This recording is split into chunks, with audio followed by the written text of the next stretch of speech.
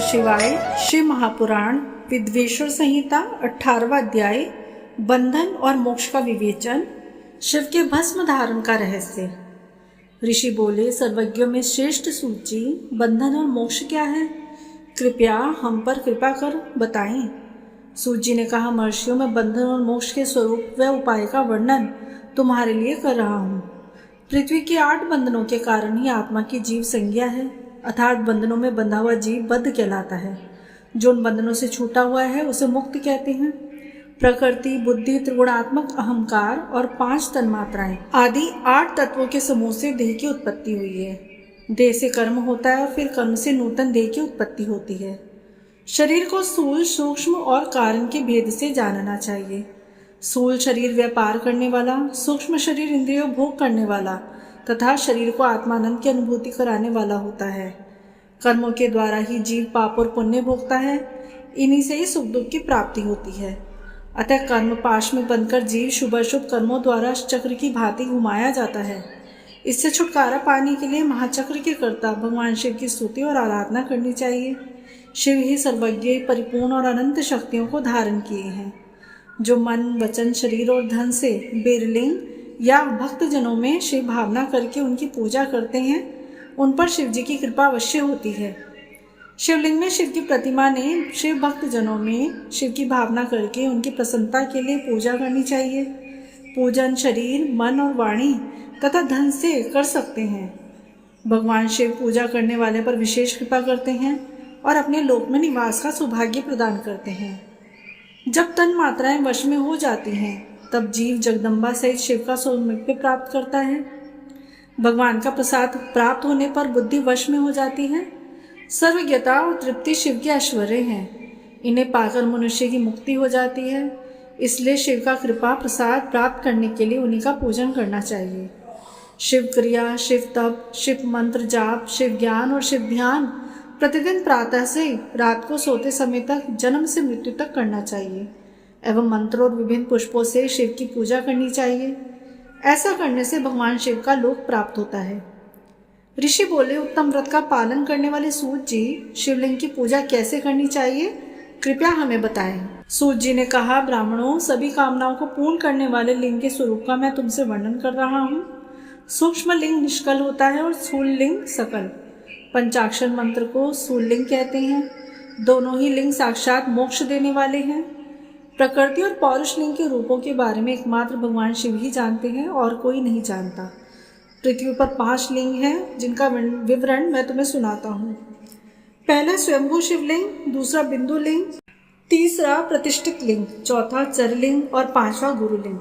देवर्षियों की तपस्या से संतुष्ट हो उनके समीप प्रकट होने वाले पृथ्वी के अंतर्गत बीज रूप में व्याप्त हुए भगवान शिव वृक्षों का अंकुर की भांति भूमि को भेद कर नादलिंग के रूप में व्यक्त हो जाते हैं।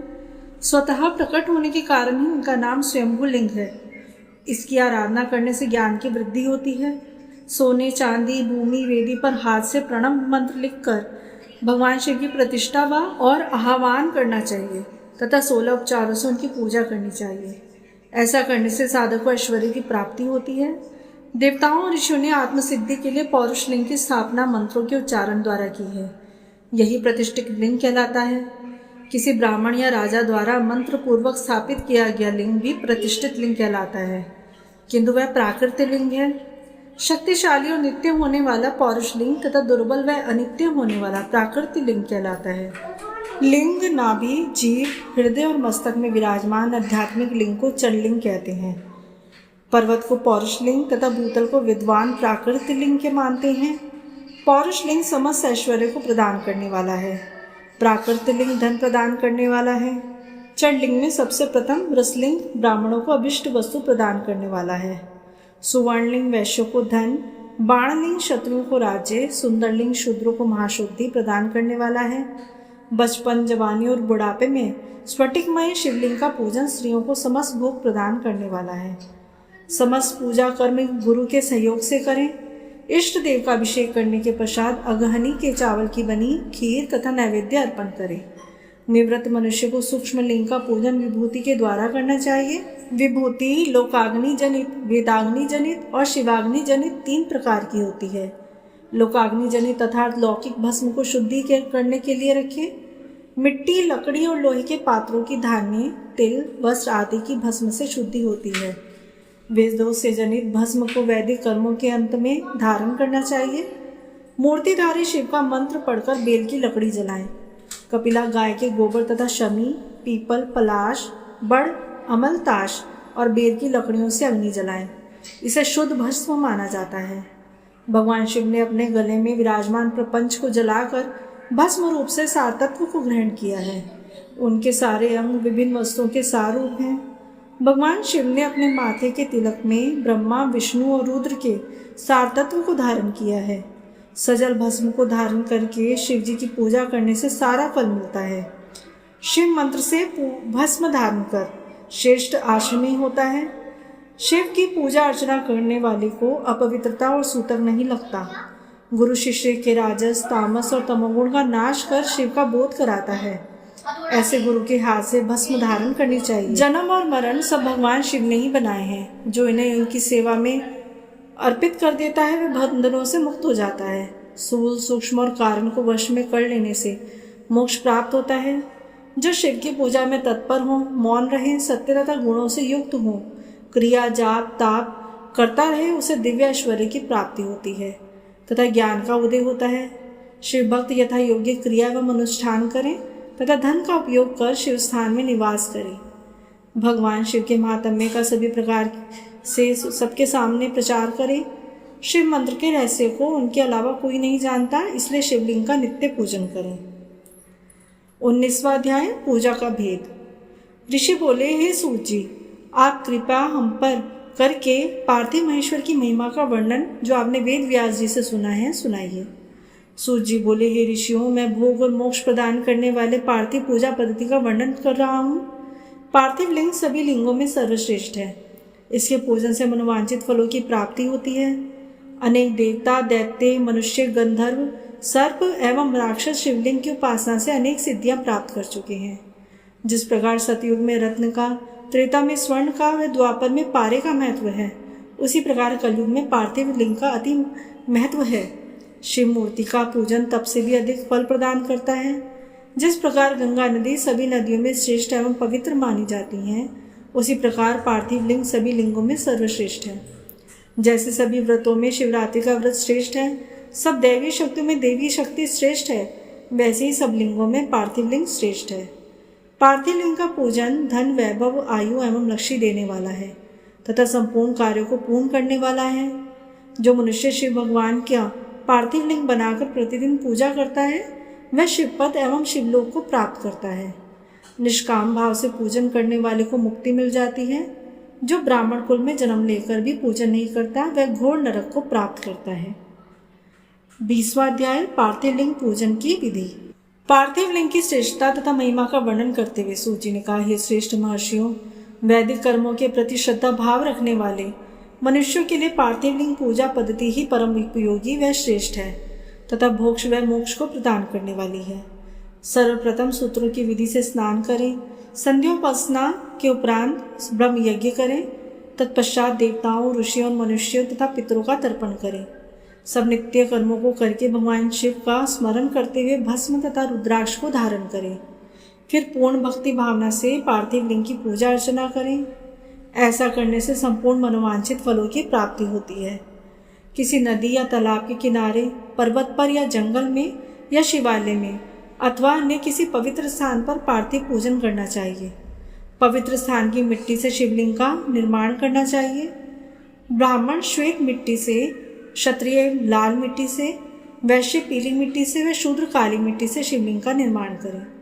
शिवलिंग हेतु मिट्टी को एकत्र करके उसे गंगा जल से शुद्ध करके धीरे धीरे उससे लिंग का निर्माण करें तथा इस संसार के सभी भोगों को तथा संसार से मोक्ष प्राप्त करते हुए पार्थिव लिंग का पूजन भक्ति भावना से करें। सर्वप्रथम ओम नमः शिवाय मंत्र का उच्चारण करते हुए समस्त पूजन सामग्री को एकत्र कर उसे जल से शुद्ध करें। भूरसी मंत्र द्वारा क्षेत्र की सिद्धि करें। फिर जल का संस्कार करें। स्फटिक शिला का घेरा बनाएं तथा क्षेत्र शुद्धि करें। तत्पश्चात शिवलिंग की प्रतिष्ठा करें तथा वैदिक रीति से पूजा अर्चना करें। भगवान शिव का आवाहन करें तथा आसन पर उन्हें स्थापित करके उनके समक्ष आसन पर स्वयं बैठ जाएं। शिव लिंग को दूध, दही और घी से स्नान कराएं। ऋचाओं से, मधु और शक्कर से स्नान कराएं। ये पांचों वस्तुएं दूध, दही, घी, शहद और शक्कर पंचामृत कहलाते हैं। इन्हीं वस्तुओं से लिंग को स्नान कराएं। तदुपरांत उत्तरीय धारण करें। चारों ऋचाओं को पढ़कर भगवान शिव को वस्त्र और यज्ञोपवीत समर्पित करें तथा सुगंधित चंदन व रोली चढ़ाएं तथा अक्षत, फूल और बेलपत्र अर्पित करें।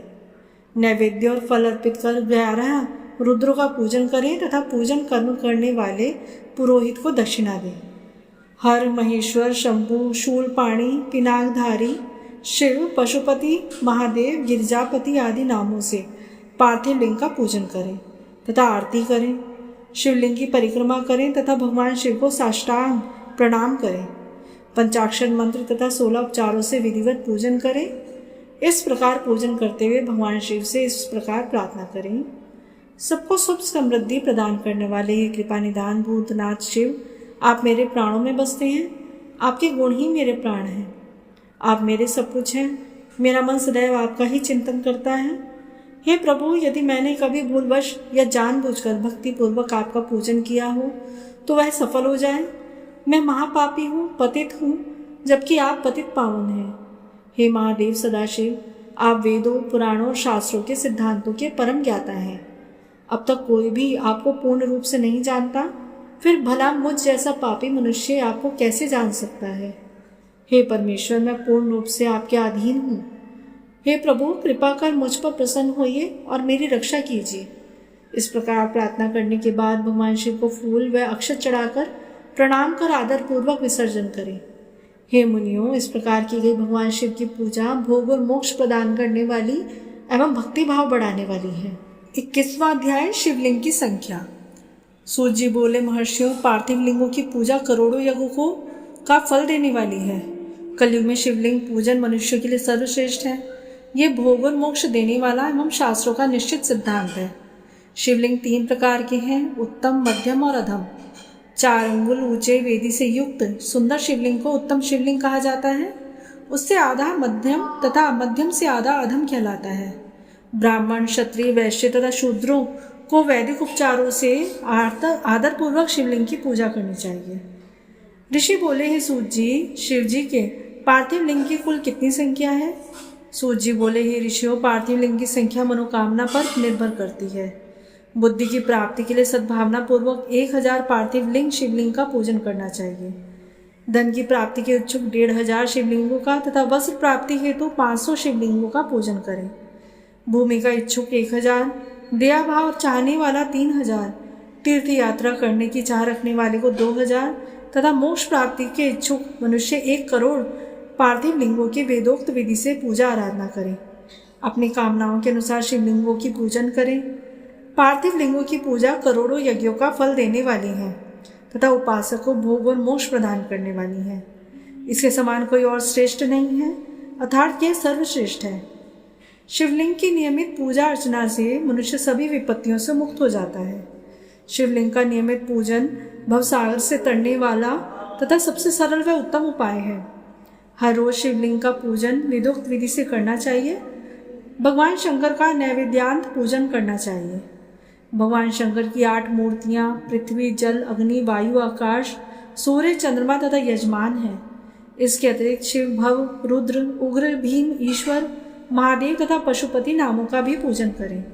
अक्षत, चंदन और बेलपत्र लेकर भक्ति पूर्वक शिव जी का पूजन करें तथा उनके परिवार जिसमें ईशान, नंदी, चंड, महाकाल, भृंगी, वृष, स्कंद, कबदीश्वर, शुक्र तथा सोम है का 10 दिशाओं में पूजन करें।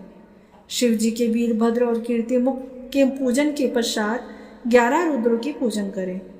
पंचाक्षर मंत्र का जाप करें तथा शतरुद्रीय और शिव पंचांग का पाठ करें। इसके उपरांत शिवलिंग की परिक्रमा कर शिवलिंग का विसर्जन करें। रात्रि के समय समस्त देव कार्यों को उत्तर दिशा की ओर मुंह करके ही करना चाहिए। पूजन करते समय मन में भगवान शिव का स्मरण करना चाहिए। जिस स्थान पर शिवलिंग स्थापित हो वहाँ पर पूर्व, पश्चिम और उत्तर दिशा में ना बैठें, क्योंकि पूर्व दिशा भगवान शिव के सामने पड़ती है और इष्ट देव का सामना नहीं रोकना चाहिए। उत्तर दिशा में शक्ति स्वरूपा देवी उमा विराजमान है। पश्चिम दिशा में शिव जी के पीछे का भाग है और पूजा पीछे से नहीं की जा सकती, इसलिए दक्षिण दिशा में उत्तराभिमुख होकर बैठना चाहिए। शिव के उपासकों को भस्म से त्रिपुंड लगाकर रुद्राक्षी माला, बेलपत्र आदि लेकर भगवान का पूजन करना चाहिए। यदि भस्म ना मिले तो मिट्टी से ही त्रिपुंड का निर्माण करके पूजन करना चाहिए।